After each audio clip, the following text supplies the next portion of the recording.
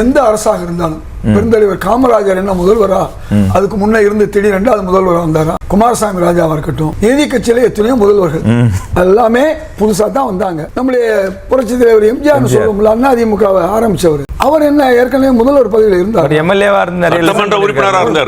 கேட்கறது முதல்வரா இருந்தாரான்னு கேட்டேன். சரி சரி சார், இவர் முதல்வரா வந்திருக்காரு, முதல்வரா எப்படிங்கிறத பிரச்சனை. அதனால இந்த அனுபவம் இன்மை அனுபவம்லாம் இல்ல, யார் செயல்படுகிறாள் என்பதுதான் முக்கியம். இன்றைக்கு நடந்த அந்த 2 நாள் கூட்டத்தில் பாத்தீங்கன்னா IAS IPS அதிகாரிகள், அதை விட ரொம்ப முக்கியமா நான் பாராட்டுவது, இன்னைக்கு இதுவரை யாரும் செய்யாத ஒரு விஷயம், IFS அதிகாரிகளை அழைச்சு அவங்களுக்கு முழுமையான டைம் கொடுத்திருக்காரு. இப்ப சகோதரர் ஃபெலிக்ஸ் சொன்னார், பெண்கள் பாதுகாப்பு, அதே மாதிரி குழந்தைகள் பாதுகாப்பு, போதை விஷயம், இவையெல்லாம் முந்தின நாள் பேசி முடிச்சிட்டாங்க. சட்டம் ஒழுங்கு எல்லாம் முடிஞ்சிச்சு. இந்த மனித விலங்குன்னு ஒரு வார்த்தை புதுசா, மனித விலங்குகள் போராட்டம் இருக்கு இல்லையா, நாம காட்டுக்கு பக்கத்துல இருக்கோம். முன்னையெல்லாம் விலங்குகள் அவங்க இடத்துல இருந்தாங்க, நாம தான் விலங்குகள் இடத்துக்கு போயிட்டோம். போன பிறகு இப்ப சில பிரச்சனை வருது இல்லையா, இத பத்தியும் பேசணும்னு ஒரு பிரச்சனை. அதை விட நீண்ட நெடுநாட்களாக மலைவாழ் மக்களுக்கு சாலை வசதி இல்லை, அதை இன்னைக்கு பேசியிருக்காங்க. ரொம்ப முக்கியமான விஷயம். இப்படி ஒரு சப்ஜெக்ட கொண்டு வந்திருக்காங்கன்னு சொல்ல வரேன். இதுக்கு முன்ன காங்கிரஸ் ஆட்சி காலத்துல காமராஜர் அவர்கள் மலையில எல்லாம் கொண்டு போய் பள்ளிக்கூடத்தை அமைச்சார். என்ன, கொடைக்கானல் மலையில எத்தனையோ பள்ளிக்கூடங்களை அவர் அமைச்சார்,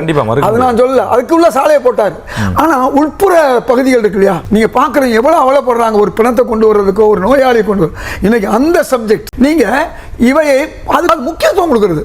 நீங்க இதுவரை எதுக்கும் முக்கியத்துவம் கொடுத்தோம், இன்னைக்கு அதுக்கு முக்கியத்துவம் கொடுக்கணும்னு சொல்லி IFS அதிகாரிகள் முழுமையா பார்த்து இன்னைக்கு அந்த சப்ஜெக்ட், அதுவும் பழங்குடி இருக்கு பாருங்க, இந்த பசுமை தமிழ்நாடு பழங்குடி வனப்பகுதியில் சாலை, அதான் இல்லாம மனித விலங்கு சொல்ல பாரு, அது இல்லாம இந்த இதுல சிறப்பா யார் பணியாற்றுவார்களோ அவர்களுக்கு பரிசு வழங்குவது. ஒரு சில கேட்டகரி தான் நம்ம பரிசு வழங்குவோம், ஆசிரியர்களுக்கு, காவல்துறையினருக்கு, இன்னைக்கு இல்லாத துறைகளுக்கு இன்னைக்கு வழங்கக்கூடிய ஏற்பாடு. அப்ப ஒரு புதிய தமிழகத்தை நோக்கி, அது இவ்வளவு நாள திராவிட அரசுன்னு சொல்லியிருந்தோம், இப்ப வெற்றி தமிழகம் கொண்டு வந்துட்டாங்க. ரொம்ப தெளிவா மக்களுக்கு புரியுற மாதிரி வெற்றி தமிழகம் அரசு அப்படின்னு கொண்டு வந்திருக்காங்க. அதனால இந்த 2 நாள் நடந்தது ஒன்றும் புதுமை இல்லை. எப்படி வெள்ளை அறிக்கை என்பது புதுமை அல்லவோ, ஆனா வெள்ளை அறிக்கை வந்தோடனே ஏதோ பதறினாங்க, துடிச்சாங்க. அதுக்கு முன்னே வெள்ளை அறிக்கை வந்திருக்கு. வெள்ளை அறிக்கை என்பது ஒரு எல்லை, பொருளாதார எல்லையை சொல்றது ஒரு உள்ள அறிக்கை தான், அது நல்ல அறிக்கை தான். அதை வைத்துக் கொண்டுதான் மக்களுக்கு தெரியும் இனிமே இவங்க என்ன செய்ய போறாங்கன்னு சொல்லி. அதனால எது கொண்டு வந்தாலும் அனுபவம் இல்லை, ஒன்றும் தெரியாது, அதெல்லாம் இல்லை. உங்களுக்கு ஒரு முதல்வராக இருந்தால் ஆட்சி அதிகம் நடத்துவது யாரு? முதல்வரே இல்லை தமிழ்நாட்டில். எத்தனை மாதங்கள் ஆளுநர் ஆட்சி நடந்திருக்கு? ஆளுநர் ஆட்சி பண்ணாரு, அதிகாரிகள் ஆட்சி பண்ணுவாங்க. இன்னைக்கு அந்த அதிகாரிகள் தான், அது எம்ஜிஆரா இருந்தாலும் கலைஞரா இருந்தாலும் அதிகாரிகள். ஆனா சில தலைவர்கள் ஆளுமை, கலைஞர்லாம் என்ன, அதிகாரிகள் சொல்றதை முழுசா கேட்க மாட்டாங்க. அதுக்கு பிறகு வந்த பலர் அதிகாரி சொன்னதான் கேட்டாங்க. ஆனா கலைஞர் அதிகாரிகளையும் தாண்டி சில காரியங்களை செய்வாரு. அப்படி ஒரு நிலை மீண்டும் வந்திருக்குன்னு நான் பாக்குறேன். எதுக்கு சொல்ல வரேன்னா, இன்றைக்கு நடந்திருக்கக்கூடிய இந்த 2 நாள் மாநாடு மட்டுமல்ல, இனி இது தொடரக்கூடிய வழி. இன்னைக்கு ஏற்கனவே உங்களுக்கு 55 ஆண்டுகளுக்கு மேல ஊழல்னு ஒரு சப்ஜெக்ட் இருந்துச்சு. வேலை வந்த மாமா வீடு வாங்கலாமா, மத்திய ஆண்டுகளுக்கு முன்னாடி ஊழல் இருந்தா இல்லையா சார்? காங்கிரஸ் ஆட்சியில் ஊழல் பேச்சு கிடையாது. மொழி பிரச்சனை, இறுதியாக அரிசி பிரச்சனை வந்து அதனால அவங்க வெற்றி வாய்ப்பை இழந்தாங்க. அன்னைக்கு இந்த ஊழல் இல்லை. இப்ப அதிமுக இருக்கட்டும், திமுக இருக்கட்டும், இந்த கட்சி அதிமுக இருந்த பலர் ஊழலுக்கு ஆளானவர்கள் இன்னைக்கு திமுக அமைச்சராக இருந்தாங்க, உங்களுக்கு தெரியாது இல்லை. அதனால இந்த இதை தடுக்கணும்னு ஒரு 50-60 வருஷம் கழிச்சு ஒரு நல்ல முன்னெடுப்பு, அதை நம்ம வரவேற்கலாம்னு சொல்லி சொல்றீங்க. ஆட்சியை நம்ம வரவேற்போம், பாராட்டுவோம். அதுக்கு ஒரு பெரிய பாதையை அமைச்சிருக்காங்க. அதனால முதல்வர் விஜய் பாராட்டுவோம். அதுக்கு முன்னால ஒரு விஷயம், இன்றைக்கு எங்க காங்கிரஸ் ஆபீஸ்ல அமைச்சர் ஆதவ் அர்ஜுனா அவர்களும் அமைச்சர் புஷி ஆனந்த் வந்தாங்க. அதான் இன்னைக்கு எங்க தலைவர் பேசும்போது இதுதான் தோழமை. திரு விஜய் அவர்கள் வந்தார்கள், முதல்வராக இருந்த பிறகு வந்தார். எதுக்கு சொல்ல வரனா, எங்க ஆபீஸுக்கு வரல, எங்கள்கிட்ட சொல்லிட்டு போலீங்களா சொல்றாங்க பாருங்க. இந்த பண்ணையார் தளத்தை தாண்டி 2 முறை அவர் வந்துட்டாங்க. யாரு? அமைச்சர்கள். அதே மாதிரி விஜய் அவர்கள் வந்தாங்க. எதுக்கு சொல்ல வர்றேன், அதாவது எப்பவுமே தோழமை கட்சி தான், கூட்டணினா தோழமை கட்சி. தொடர்ந்து பேசுவோம். அந்த அடிப்படையில் இன்னைக்கு ஒரு நல்ல காரியம் நடந்திருக்கு. நாளைக்கு கூட்டணி கட்சிகளை ஒன்றிணைத்து அவங்களுடைய கருத்துக்களை கேட்கக்கூடிய ஒரு மாநாடு நடக்க போகுது. இதெல்லாம் ஒரு புதிய அத்தியாயம் தமிழகத்தில் உருவாகியிருக்கிறது. இதுல சார், இப்ப உங்களுடைய கருத்து என்ன? இப்ப என்ன, முதலமைச்சர் ஏற்கனவே முதல் சுற்றிலும் நிறைய விஷயங்கள் பேசியிருந்தோம். முதலமைச்சருடைய இந்த நடவடிக்கைகளுக்கு பிறகு தமிழ்நாட்டில் சட்டம் ஒழுங்கு பிரச்சனை சீராகும், பெண்களுக்கு எதிரான, போதைப் பொருளுக்கு எதிரான நடவடிக்கைகள் கூடும் அப்படின்னு சொல்லி எதிர்பார்க்கப்படுது. ஆளுங்கட்சி தரப்புல இருந்து அதான் சொல்றாங்க. நீங்க கூட்டணி கட்சியாகவும் இருக்கிறீங்க. காங்கிரஸ் ஆட்சி 60 வருஷத்துக்கு முன்ன சட்டம் ஒழுங்கு பிரச்சனை அன்னைக்கு இருந்துச்சு. நீங்க முதல்வர் விஜய் சொல்ற மாதிரி அடிப்படையில் சமூக பிரச்சனை தான். காங்கிரஸ் ஆட்சியில் இருந்துச்சு, அதை விட அடுத்து திமுக ஆட்சியில் கொஞ்சம் கூடுச்சு, மக்கள் தொகையும் கூடுது. அதிமுக ஆட்சியில் அதை விட கூடுச்சு. கடந்த 5 ஆண்டு ஆட்சி காலத்தில் நடக்குதுன்னு சொல்ல முடியாது. 8900 கொலைகள் காங்கிரஸ் கூட்டணியில இருந்து சொல்றேன். இருந்தாலும் அதுக்கு நான் பதில் சொல்றேன் சார். கூட்டணினா நாங்க ஆட்சியில் அதிகாரத்தில் பங்கு இல்லை சார். நாங்க ஆட்சி அதிகாரத்தில் பங்கு இல்லை. அறிக்கையெல்லாம் விட்டுருக்கலாமே நீங்க. நான் போராட்டம்லாம் பண்ணியிருக்கோம் சார். பல விஷயங்களுக்கு பேசியிருக்கேன் சார். தவறுகள் எடுத்து சொல்லியிருக்கேன் சார். அது வேங்கவேலா இருக்கட்டும், அல்லது தூய்மை பணியாளராக இருக்கட்டும், நம்முடைய பரோல் 28 வருஷமா கொடுக்காததா இருக்கட்டும், எல்லாத்துக்கும் என் தலைமையில போராட்டம் நினைச்சு சர்வகட்சி போராட்டம். 8900 மட்டுமல்ல, 3720 இரட்டை கொலைகள், 20000க்கு மேற்பட்ட பாலியல் வழக்கு. அது ஆண்டுதோறும் உங்களுக்கு சொல்லணும், நேரம் இருந்தால் அதையும் சொல்லுவேன். ஒவ்வொரு ஆண்டு 2021 1597, 22 1875, 2023 1562, 24. ஏன்னா இதுக்கு எதுக்கு சொல்ல வரேன்னா, இல்ல சார், கடந்த காலங்கள் இந்த மாதிரி குற்றங்கள்லாம் நடக்குது. மக்கள் வந்து ஆட்சி மாற்றத்தை கொண்டு வந்திருக்கிறதாக தாவேகாவினர் சொல்றாங்க. நான் சொல்றது என்ன நடக்குது? இப்ப போதை இருக்கு, குட்கா, கஞ்சா என்பது அதிமுக ஆட்சியில் இருந்துச்சு. அதே திமுக ஆட்சியில் வரும்போது முன்னாள் முதல்வர் ஸ்டாலின் அவர்கள் என்ன செஞ்சார்னா, வங்கி அக்கௌண்ட்டை பூரா ஃப்ரீஸ் பண்ணார். அவர் ஒரு முயற்சி எடுத்தார், பாராட்டுவோம். இந்த ஆட்சி என்ன பண்ணிருக்கு, வங்கி கணக்கை முடக்கிறது மட்டும் இல்லாம சொத்தையும் முடக்கிறது ஆரம்பிச்சிருக்காங்க. இதுதான் சார் வித்தியாசம். அதாவது சட்டம் ஒழுங்கா இருந்தாலும் போதையா இருந்தாலும் பிலிக்ஸ் சொன்ன மாதிரி எவ்வளவு குறுகிய காலத்தில் பிடிக்கிறாங்க. அவங்க சொந்த கட்சியா இருந்தாலும் அவர்களையும் கொண்டு வந்து முன்னுக்கு கொண்டு வர்றாங்க.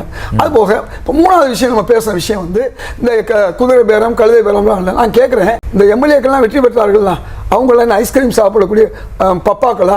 நான் கேட்கிறேன். ஏன், என்ன காரணம் சொல்றாரு? இன்னைக்கு எம்ஆர் பாஸ்கர் என்ன சொல்றாரு, விஜய் பாஸ்கர் என்ன சொல்றாரு, வேலுமணி என்ன சொல்றாரு? எங்களுக்கு அங்க மரியாதை இல்லை, நாங்க நம்பி போனோம், திரும்ப போனோம், அப்போவாது மாறுவாருன்னு நினைச்சோம். எங்களுடைய மாவட்ட தலைவர் பதவியை எடுத்தாரு, நாங்களும் சாவியை கூட ஒப்படைச்சோம். ஆனா இப்ப நான் போன உடனே எங்களுக்கு உள்ள பதவியை கொடுத்துருக்கணும். அவர் எங்களை நீக்கணும். அதாவது நீக்களுக்குனே ஒரு கட்சி, அதுக்கு ஒரு பொதுச் செயலாளர் இருந்தா அதனால என்ன ஆகும்? நான் விட்டு கொடுப்பவர்கள் கெட்டு போவதில்லை, கெட்டு போவர்கள் விட்டு கொடுப்பதில்லை. இதுதான் விஷயம். அதனாலதான் அவங்க பாயிறாங்க. எல்லா எம்எல்ஏமா வந்துட்டாங்க. நான் கேட்கிறேன், பெஞ்சமின் ஒருத்தர் அதிமுக திமுகவுக்கு போலையா சமீபத்தில்? இல்ல நீ அதிமுக காரங்க வேணாம்னு சொல்லியா சொன்னாங்களா? அவங்க விசிகால ஒருத்தர் போனாரு, பனையூர் பாபுங்கிறவர். இல்ல நீங்க வந்து விசிகா நாங்க தொடமாட்டோம்னு சொன்னாங்க. இது என்ன சார், எல்லா கட்சியும் இந்த தவறுகளை பண்ணுது. இதைத்தான் நான் சொல்வேன். என் நண்பர் வலம்புரி ஜான் சொல்வாரு, அரசியல்வாதிகள் 2 வகை. ஒன்று மிக மோசமானவர்கள், 2வது மோசமானவர்கள். இப்ப நீங்க கேட்ட கேள்வி, இந்த 2 பேர் தான் இருக்காங்க. முடிஞ்ச வரை நாங்க மோசமானவர்கள் சார். அரசியல்வாதியில எல்லா 199 பேர் அப்படி இருக்காங்க. 1% காமராஜர் மாதிரி நல்லவர்களும் இருக்காங்க. 1% காமராஜர் பின்பற்றி எந்த பதவி, நான் என்ன சொல்றேன், என்னை மாதிரி தம்பி இருக்கலாம். நான் அதெல்லாம் இல்லைங்களே, என்னைய பத்தி நான் சொல்ல முடியும். அதாவதுங்க, அது ஒரு சிலர் தான் இருக்க முடியும். நான் மெஜாரிட்டியா பேசுறேன். அரசியல்வாதிகள் அரசியல் வியாதிகளா மாறிட்டாங்க. இது இன்னைக்கு நேரத்தில் இல்ல, 100 வருஷத்துக்கு முன்ன. முதலமைச்சருடைய இந்த நடவடிக்கையால தமிழ்நாட்டில் என்ன மாற்றம் ஏற்படும் விஷயம் அவர் நான் ஏற்கனவே சொன்னேன். சட்டம் ஒழுங்கு விஷயத்தினால இன்னைக்கு ஐபிஎஸ் கூப்பிட்டு பேசாரு. யாராக இருந்தாலும் தண்டிங்கிறார். ஏதாவது தாவேகாவாக இருந்தாலும் நீங்க யாரையும் பார்க்காதீங்க, உங்களுக்கு முழு உரிமை கொடுத்துட்டோம். இந்த மாதிரி காவல்துறைக்கு அதே மாதிரி கலெக்டர்களுக்கும் முழு உரிமை அவர் கொடுத்திருக்காரு. நீங்க எது செஞ்சாலும் நாங்க தலையிட மாட்டோம் சொல்றாங்க. அது காலம் தான் பதில் சொல்லணும். இன்னைக்கு 4 மணி நேரம் உட்கார்ந்து பேச முடியாது. நேற்று தான் அவங்க மீட்டிங் போட்டிருக்காங்க. இதுவரை என்ன நடந்திருக்கு, எல்லாரையும் கைது பண்ணியிருக்காங்க. 3 மணி நேரத்தில் கைதானது உண்டு. கோயம்புத்தூர் நடந்தது ஒரே நாள்ல கைதாயிருக்கு. இது வந்து திமுக ஆட்சியிலையும் ஓரளவுக்கு 2 நாள் 3 நாள் 1 மாசம் நடந்துச்சு. ஆனா அதிமுக ஆட்சி பார்த்தீங்கன்னா, எனக்கு நான் திரையில பார்த்தேன் 13-14 பேர் செத்து போனது. அதே மாதிரி சாத்தாங்குளம் வழக்கம் எவ்வளவு நாள் நடந்துச்சு, அதுக்கு பிறகுதான் இது போட்டாங்க.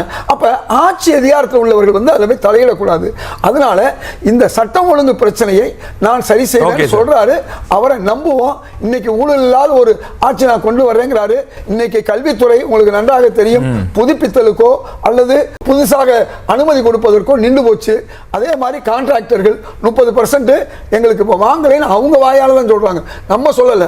அதே மாதிரி வந்து நம்முடைய கார்ப்பரேஷன்ல 2 மடங்கு வாங்கினாங்க. எது 1 மடங்கு 100 மடங்கு ஏத்தணும்னா கடந்த ஆட்சியில 200 மடங்கு ஏத்துனாங்க, 150 மடங்கு 300 மடங்கு ஏத்துனாங்க. நாங்கெல்லாம் போய் சொன்னோம், ஒரு 25% குறைங்க. நீங்க 3 மடங்கு ஏற்றிருக்கீங்க. அப்போ வந்து நான் யார்கிட்ட போய் சொன்னேன், அன்றைய அமைச்சர் மாண்புமிகு நேரிட்ட போய் சொன்னேன். இல்லை அவர் செய்யலை. எதுக்கு சொல்ல வரேன்னா, இப்படி பல காரியங்களை சமூக நீதி அரசு இது. நிறைய துறைகள்ல மாற்றம் தெரியுது, சட்டம் ஒழுங்கு மாற்றம் தெரியும். நான் ரிஜிஸ்டர் ஆஃபீஸ்க்கு போய் பார்த்தேன் சார், நேரா பார்த்தேன். அதே மாதிரி பல துறைகள்ல வந்து பல நல்ல காரியம் நடக்க ஆரம்பிச்சிருக்கு. இது தொடரணும்னு சொல்லி தாவேக அரசுக்கு சொல்றேன். அதே மாதிரி ஊழல் வழக்கில் உள்ளவர்களை முடிந்தவரை கட்சியில் சேர்க்காதீங்க. திரு முன்னாள் முதல்வர் ஸ்டாலினுக்கு என்ன தெரியுமா பிரச்சனை ஆச்சு? அவரே செந்தில் பாலாஜி அலிகேஷன் பண்ணாரு. அந்த செந்தில் பாலாஜி அவர்கள் அவர் பேரை சொல்லி இன்னைக்கு எல்லா கட்சியும் அவர் எதிர்ப்பு கொடுத்தாங்க. புரியுது.